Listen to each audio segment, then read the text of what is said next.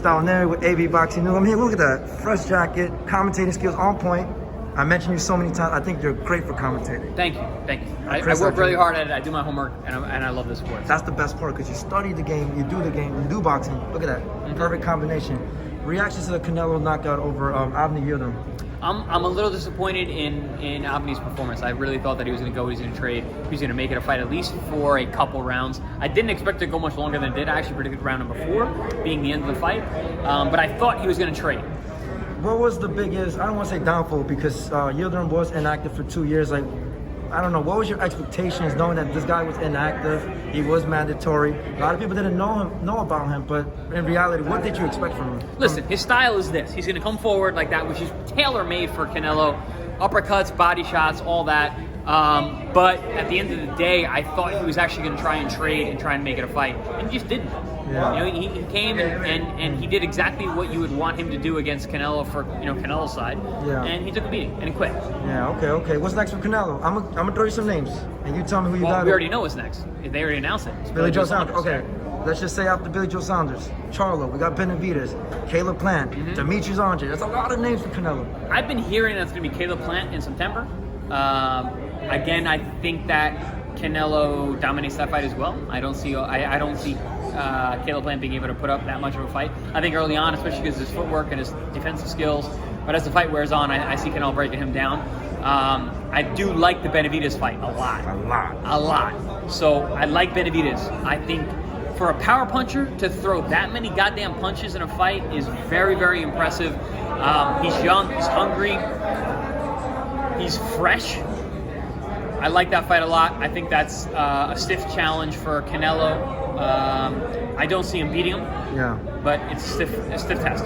I want to switch a little bit and transition because you're very vocal about boxing, not just in boxing, outside of boxing. So it's definitely your book in regards to that, right? I want to talk about the young fighters. Yeah. Teofimo Lopez, the Shakors and whatnot. Recently, Teofimo Lopez got a new, I don't want to say a new home, but just for the next fight, right? Right.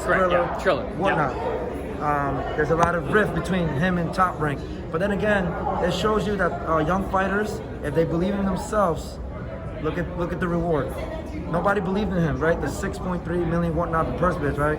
Now there's a little rift. What do you say to Teofimo Lopez right now? He's an undisputed champion. Depending who you ask. For me, I think he's undisputed, but you might think otherwise. First of all, speaking directly to Teofimo Lopez, good job. And also, thank you. Thank you for putting it out there that the fighters can fight against these promoters and make the money they deserve. I've been doing this my whole career. A lot of people didn't hear about it. I have fought tooth and nail to make every penny that I've ever made in this game. I appreciate you for going out there, taking the chance, and it worked out this time. A lot of times it doesn't. I spent $100,000 fighting my promoters in legal battles. This kid took it to his talent. It worked out. I appreciate that. We've seen Canelo is another one. Fought his promoter, battled him in court, wins. I love seeing fighters beat promoters.